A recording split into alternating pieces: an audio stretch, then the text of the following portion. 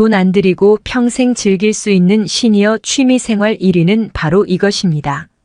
50대부터 80대까지 누구나 쉽게 시작할 수 있는 취미생활 추천.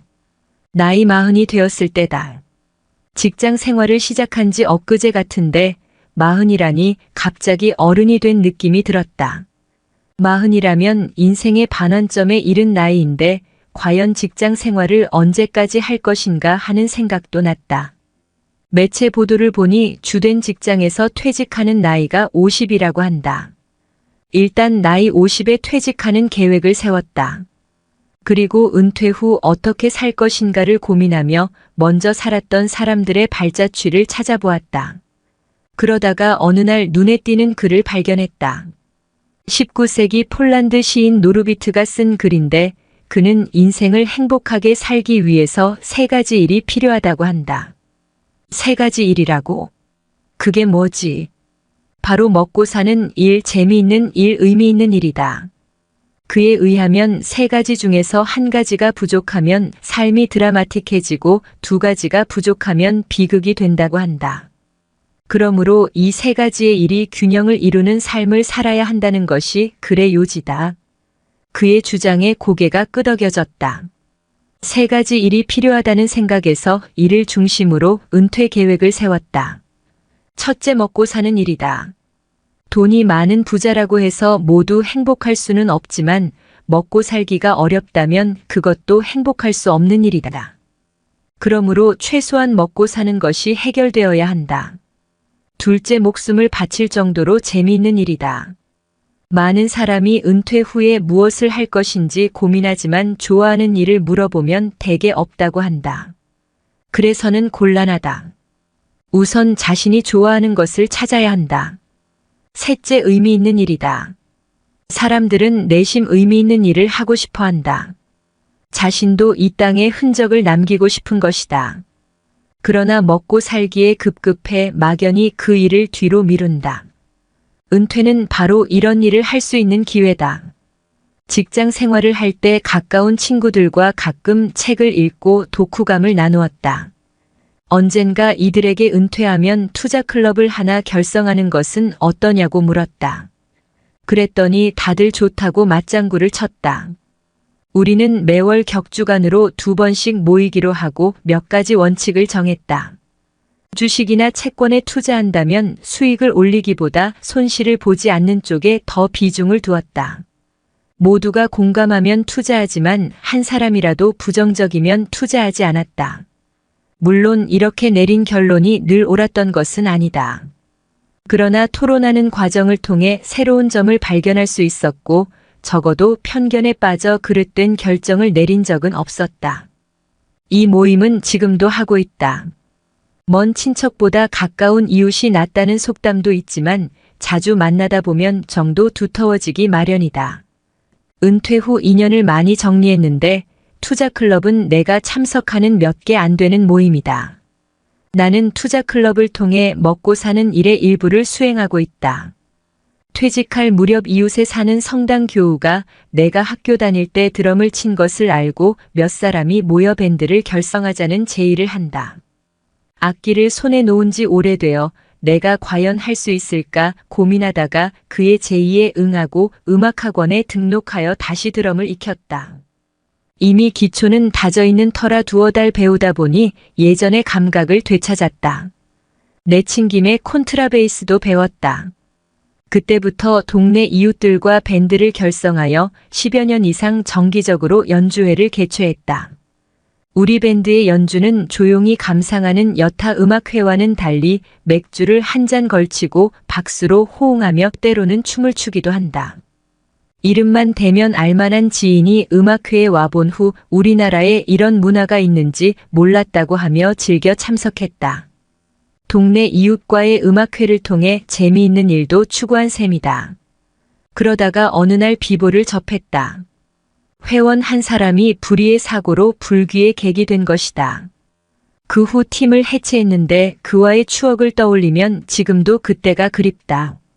10여 년 전 매체 보도를 통해 영국의 제3기 인생학교 U3AUNIVERSITY of the CRDAG가 있는 것을 알았다. 노인이 돌아가시면 도서관 하나가 불탄다는 격언이 있다. 시니어들은 생을 살며 터득한 경험과 지식을 주위 이웃들에게 나누어 주고 싶어 한다. 그러한 원리로 설립된 것이 바로 영국의 인생학교다. 나는 이런 학교가 우리나라에도 꼭 필요하다고 생각했다. 2012년 보건복지부가 주최하고 국민연금공단이 주관한 은퇴 후 8만 시간 디자인 에세이 공모전에 나의 생각을 요약하여 서로 가르치고 배우는 학교란 제목으로 응모했는데 시류에 맞는 주제인지 대상에 뽑혔다. 여기에 힘입어 2013년 분당에 아름다운 인생학교를 세웠다. 그리고 2020년에는 위례 신도시에 위례인생학교를 추가로 설립했다. 인생학교가 분당과 위례에 설립된 후 여러 기관과 시민들이 찾아왔다. 앞으로 인생학교가 지역 곳곳에 세워질 것으로 전망한다. 최근 경기도 관계자와 산하도시에 인생학교 설립을 모색하고 있다. 인생학교는 단순히 지식만 나누기보다 은퇴 후에 뭘 할지 모르는 이웃들에게 여러 가지 팁을 전해주고 친구가 되기도 한다. 통계청에 의하면 우리나라 노인의 자살률이 OECD 국가 중에서 1위라고 하는데 인생학교가 전국으로 보급되면 자살률도 어느 정도 낮출 수 있지 않을까 기대하고 있다. 인생학교 설립은 내가 추구했던 의미 있는 일 중에 하나다. 지금까지 노후에 행복하게 살 수 있는 일 3가지 즉 먹고 사는 일, 재미있는 일, 의미 있는 일의 사례를 소개했다. 사람마다 가치관이나 관심사 그리고 경제적 눈높이가 달라 어느 것이 정답이라고 딱히 정할 수는 없으나 노르비트가 권한 3가지 일이 인생 2막을 살아가는데 해답은 줄 수 있다고 본다. 흔히 은퇴 준비라면 먹고 사는 일에만 치우치기 쉬운데 3가지 일이 균형을 이루도록 후반생을 잘 설계해야겠다. 더봄 가장 필요한 은퇴 준비는 돈보다 놀거리. 직장에서 퇴직한 사람 중에는 무엇을 해야 할지 모르겠다는 사람이 종종 있습니다. 은퇴를 앞두고 오로지 재무에만 관심을 가진 탓입니다. 마땅히 할 일이 없다 보니 다시 직장에 재취업하려 합니다. 물론 경제적으로 어렵다면 이해하지만 먹고 살 만한 사람도 그렇습니다. 왠지 일하지 않으면 불안합니다. 오로지 일에만 몰두했기 때문입니다. 일에만 열중하다 보니 놀 줄은 모릅니다. 돈이 좀 있는 사람은 기껏해야 골프입니다. 물론 골프가 나쁘다는 것은 아닙니다. 하지만 골프만 치기에는 우리 인생이 너무 아깝습니다. 학자들의 전언에 의하면 우리 인간은 신이 주신 능력의 5% 정도, 천재라 하더라도 1015%밖에 쓰지 못하고 죽는다고 합니다. 어느 예술가의 푸념입니다. 자신의 친구는 직장에서 대표를 오래 역임하여 돈은 많은데 맨날 골프만 치며 놀 줄은 모른다고 개탄합니다. 반면 자신은 오페라도 보고 싶고 놀거리는 많은데 돈이 없다고 불평합니다. 한쪽은 일을 열심히 해서 돈이 많은 건지 그리고 다른 쪽은 놀기만 해서 돈이 없는 건지 모르겠지만 어느 쪽에도 치우치지 않는 균형된 삶을 설계해야겠습니다.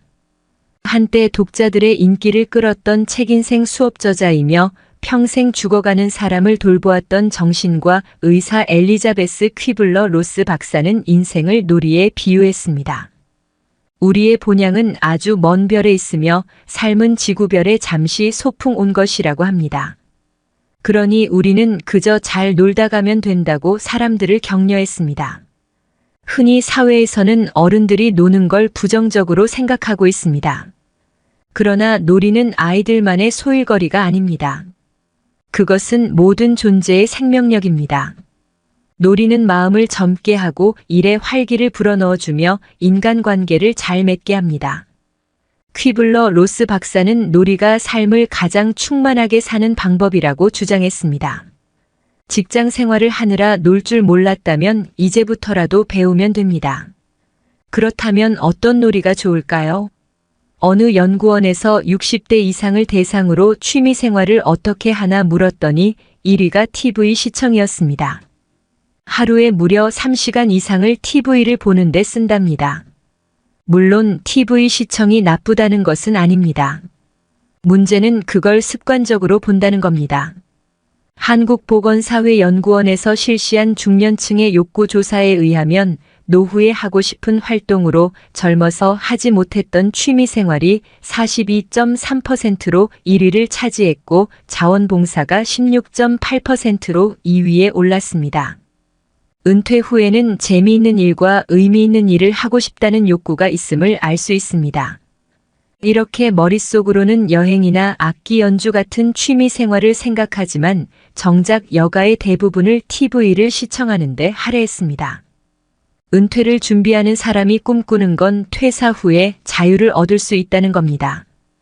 여기서 말하는 자유란 다른 사람에게 구속되지 않고 온전히 자신의 의지대로 시간을 활용할 수 있다는 걸 의미합니다. 그러나 TV 시청은 남이 만들어 놓은 프로그램을 그저 구경만 하는 수동적인 취미입니다. 이런 취미 활동은 아무리 오랫동안 지속해도 능력으로 연결되지 않습니다. 반면 능동적인 취미 활동 이를테면 악기 연주, 글쓰기, 사진 찍기, 그림 그리기 같은 활동은 처음부터 잘할 수는 없겠지만 하면 할수록 익숙해지면서 능력으로 발전합니다. 어느 분야의 전문가가 되기 위해선 일만 시간을 투자해야 한다는 주장이 있습니다. 그러니까 은퇴 후 남아있는 시간을 잘 활용할 수만 있다면 몇 가지 분야의 전문가가 될 수도 있다는 겁니다. 물론 남은 후반생을 살면서 여러 분야의 전문가가 될 필요는 없습니다. 그러나 우리의 노력 여하에 따라서는 한두 가지 분야의 전문가는 충분히 될 수 있습니다. 은퇴자들이 선호하는 활동이 자원봉사이기도 한데 전문가가 되면 그 재능을 여러 이웃에게 나누어 줄 수도 있습니다. 사람들이 어떤 때 행복을 느끼는지 조사했더니 바로 남을 도와줄 수 있거나 무언가를 창조할 때 행복을 느낀다고 합니다. 최근 퇴직한 후배가 앞으로 여가 활용에 대해 상의하려고 저를 찾아온 적이 있습니다. 먼저 퇴직한 것을 축하하고 무엇을 하고 싶냐고 물으니 결과물이 있는 취미가 좋겠다고 하며 그림을 배우겠다고 합니다. 이렇게 구체적인 꿈이 있어야 합니다. 저는 그에게 그림을 배울 수 있는 몇 가지 방법을 제시했습니다. 흔히 노후 준비는 재무 관리만 생각하는데 가장 좋은 노후 대책은 자신이 무엇을 좋아하는지 발견하는 것이며 그리고 그걸 배우는 일입니다. 우리 주변에 잠시 눈만 돌리면 놀거리를 가르쳐주는 곳은 많습니다. 우리 인생학교로 오셔도 좋습니다. 놀다 보면 새로운 아이디어가 떠오릅니다. 놀이를 통해 치매도 예방할 수 있습니다. 그동안 열심히 일한 우리 어머니 아버지들, 노는 것에 너무 부담을 갖지 말았으면 합니다. 놀기에도 우리 인생은 그리 길지 않습니다. 당신의 후반생을 응원합니다.